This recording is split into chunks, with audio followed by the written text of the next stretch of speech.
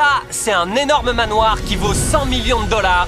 Et c'est probablement le manoir le plus luxueux jamais construit par l'humanité.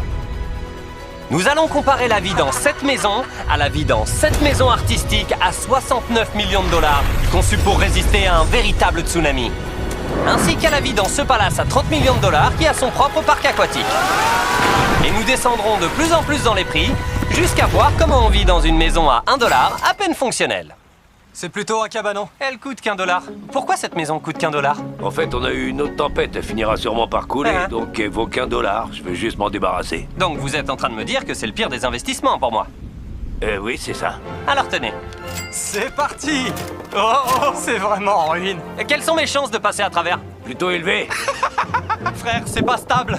J'aime bien la façon qu'a ce fauteuil de risquer sa vie en étant placé là. On a un fauteuil inclinable, un matelas et la moitié d'un plancher. Je peux littéralement pêcher de l'intérieur de la maison. Oh, j'en ai attrapé un. Wow. C'est qu'un leurre, désolé. Maintenant que vous avez vu qu'on s'est amusé, vous regrettez de l'avoir vendu? Pas du tout. Et si je vous donnais 2 dollars pour me la racheter? Non. Au moins j'ai essayé. Je viens d'avoir une idée. Et si on sortait de cette maison? Plus loin dans cette vidéo, vous verrez une maison qui coûte 100 millions de fois plus cher que celle-ci. Et parce que j'ai pas l'intention de revenir dans cette bicoque sans valeur, passons à quelque chose d'un peu plus sympa. Et en parlant de ça, voici une maison à 1 million de dollars. Donc, techniquement, il faut être millionnaire pour pouvoir l'acheter. Voyons comment vit un millionnaire. Ma première impression, c'est que c'est bien plus grand que chez moi. Quand vous achetez une maison à 1 million de dollars, vous avez une grande cuisine, ainsi que 4 chambres normales.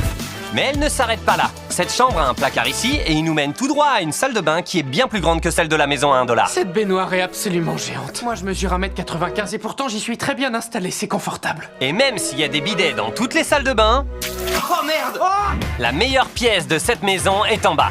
C'est dingue, il y a une salle de ciné dans la maison. Eh mec, ces fauteuils sont de vrais fauteuils maçons. Attends, t'es sérieux? Chacun de ces fauteuils a 2 télécommandes. Il y en a 2. Au-dessus de la salle de ciné, il y a même une salle de jeu.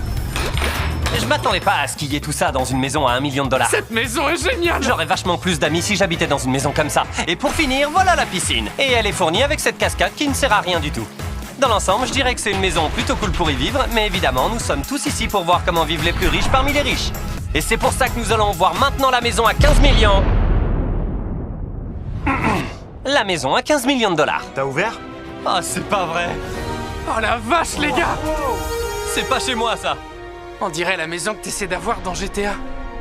Et cette vue est complètement dingue. La piscine est bien plus petite que dans la maison à 1 million de dollars, mais là, t'as clairement une vue sur toute la ville de Los Angeles.